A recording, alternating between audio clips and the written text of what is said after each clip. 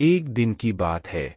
महात्मा बुद्ध अपने शिष्यों के साथ कुटिया में बैठे थे और ज्ञान चर्चा का विषय आरंभ था।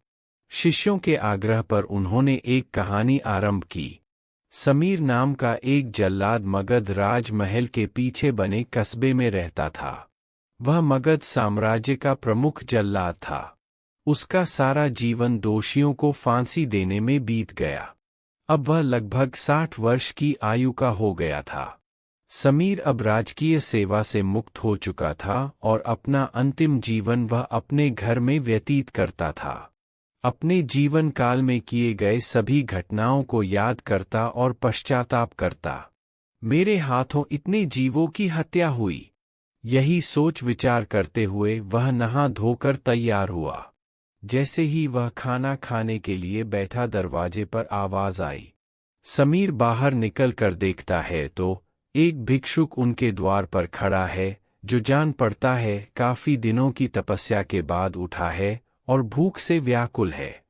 समीर तत्काल अपना वह भोजन जो स्वयं के लिए था, वह भिक्षुक को समर्पित कर दिया। भिक्षुक की भूख शांत हो गई। भिक्षुक प्रसन्न हुए। भोजन के पश्चात भिक्षुक और समीर दोनों बैठे हुए थे। तभी समीर ने अपने जीवन में किए गए कार्यों को भिक्षुक के सामने प्रकट किया। समीर ने बताया, वह राजकीय सेवा के दौरान अनेकों कैदियों अथवा अपराधियों को मृत्युदंड दिया, जिसके कारण मुझे अपने पर अपराध बोध होता है और ग्लानि के भाव में सदैव ग्रस्त रहता हूँ। भिक्षुक बड़े ही शांत चित्त भाव से समीर की बातों को सुन रहे थे और रह रहकर मुस्कुरा रहे थे।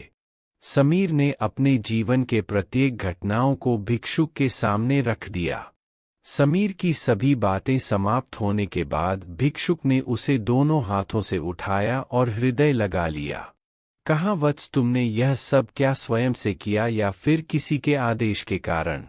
समीर बोल पड़ा, यह सब सिद्ध होने के बाद राजा के आदेश पर यही मैंने मृत्युदंड दिया। वत्स, फिर तुम दोषी कैसे हुए? तुमने तो अपने स्वामी के आदेशों का पालन किया है। ऐसा कहते हुए भिक्षुक ने समीर को धम्म के उपदेशों को सुनाया। महात्मा गांधी की कहानियां। संत तिरुवल्लुवर की कहानी। उपदेश पूर्ण कर भिक्षुक वापस लौट गए। समीर जैसे ही भिक्षुक को विदा कर वापस आता है, उसकी मृत्यु हो जाती है, जिसके उपरांत उसे मोक्ष की प्राप्ति होती है।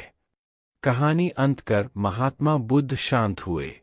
महात्मा बुद्ध के शिष्य इस पूरी घटना को ध्यानपूर्वक सुन रहे थे। उन्होंने महात्मा बुद्ध से पूछा, जिसने जीवन भर अनेकों हत्या की थी, वह मोक्ष कैसे प्राप्त कर सकता है?